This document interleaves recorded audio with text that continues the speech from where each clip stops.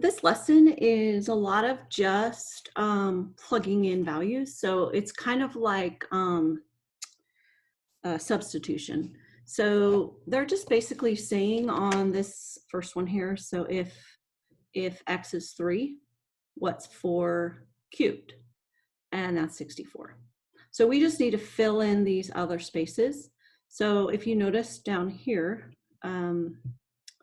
where they show the example, they just say what's 4 to the 4th, 4 to the 5th, 4 to the 6th, 4 to the 7th. And then they just would write these answers down into the columns. And then they say if x is 4, you're going to square it and get 16 times 50. So then you would get this 800. Then you're going to say when x is 5, you're going to square 5 and then times by 50. And when x is 6 and when x is 7. After you fill out the whole table, then you can answer the question. You're only looking at when x is greater than or equal to 6. So you're only looking at these values here. And you can imagine that if you keep going higher, this number is going to grow really fast and get big quickly. This number is going to continue to get bigger, but not as fast. So we can answer that question and say it's f of x is always going to be greater than g of x when x is greater than or equal to 6. So you don't have to worry about the other, like the lower values, just the ones that are greater than or equal to 6. So then this would be the final answer. So let's do an example, and I'm going to use Desmos, but here we'll write down, I'm going to write down the function so that when I'm in Desmos I can still see it. So f of x equals 2x cubed. And I'm going to be doing, I need 6, 11, 12, and 13. Okay, so I'm going to come over here to Desmos and I'm going to do 2 times, and I'll just put in parentheses, I'm doing 6 right now, to the 3rd power. So that answer is 432. So I'm going to come over here, I'll type in 432, and then I'm going to come back here and just change the 6 to an 11. 2,662.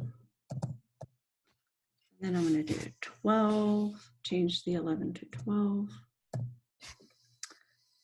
3,456, 3,456, that's kind of cool. And then I'll change it to 13. 4,394. So now I want to do g of x equals 2 to the x power. Whoops, how do I don't want to erase, I want my pencil.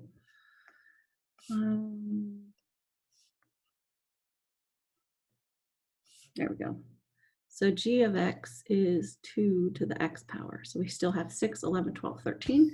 So I come back over to Desmos and I'm going to, I have my 2 to the, and I'm going to make that a 6. So I have 64. Come over here and type in 64. Then I want 2 to the 11th. So I'm going to change that 6 to an 11. 2,048. And then I'm going to have change that 11 to a 12. 1,096.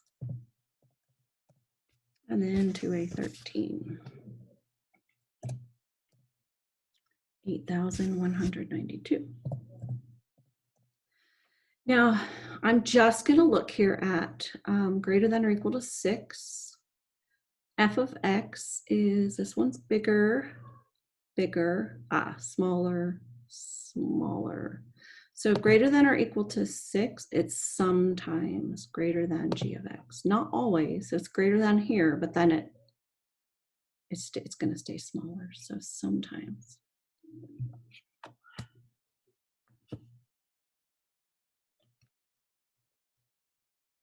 All right, let's just go ahead and do one more. I think Using that Desmos really helps.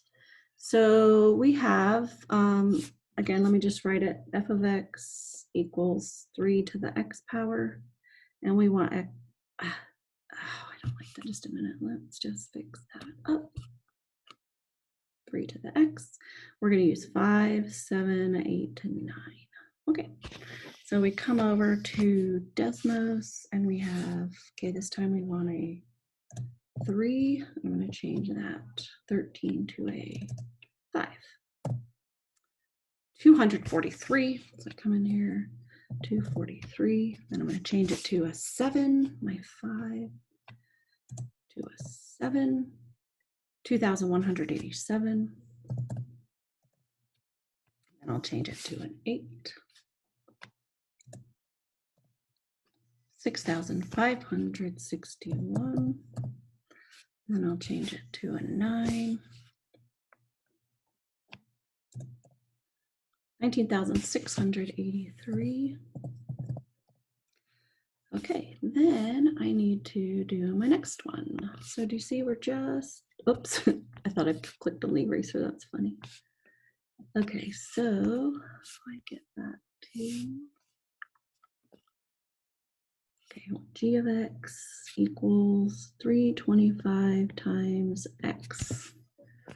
So change this, 325 times 5,